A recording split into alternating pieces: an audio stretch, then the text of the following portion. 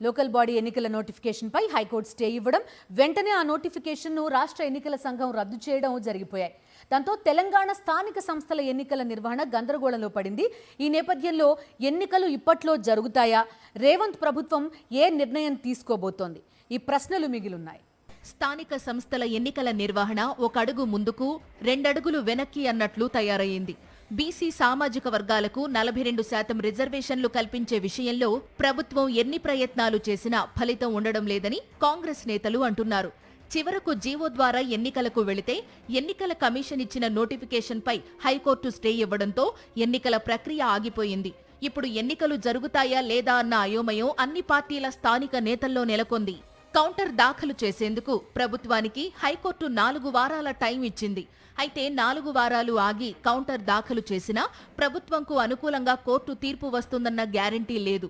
ఒకవేళ కోర్టు తీర్పు అనుకూలంగా వచ్చినా పిటిషనర్లు సుప్రీంకోర్టుకు వెళ్లబోరన్న గ్యారంటీ అంతకన్నా లేదు.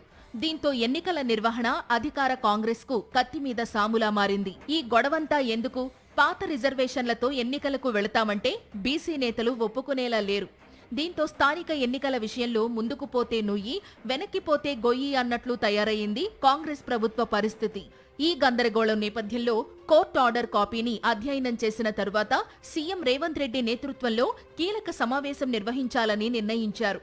పార్టీ కీలక నేతలు హాజరవుతారని, ఎన్నికల నిర్వహణపై ఈ మీటింగ్లోనే నిర్ణయం తీసుకుంటారని ప్రచారం జరుగుతోంది. మరోవైపు నవంబర్లో బీహార్ ఎన్నికలు ఉన్నాయి. ఆలోపు 42% రిజర్వేషన్లతో కాకుండా తెలంగాణలో స్థానిక సంస్థల ఎన్నికలకు వెళితే అది బీహార్లో కాంగ్రెస్ ప్రత్యర్థులకు అస్త్రంగా మారే ప్రమాదం ఉందని కాంగ్రెస్ హైకమాండ్ భావిస్తున్నట్టు సమాచారం. ఈ నేపథ్యంలో తెలంగాణ రాజకీయ పరిస్థితులే కాదు, బీహార్ ఎన్నికలను దృష్టిలో పెట్టుకుని స్థానిక సంస్థలపై నిర్ణయం తీసుకోవాల్సిన పరిస్థితి కాంగ్రెస్కు ఏర్పడింది. ఇన్ని రాజకీయ ప్రతికూల పరిస్థితుల మధ్య కాంగ్రెస్ ప్రభుత్వం ఎలా ముందుకు వెళుతుంది అనేది ఆసక్తికరంగా మారిందని రాజకీయ విశ్లేషకులు అభిప్రాయపడుతున్నారు.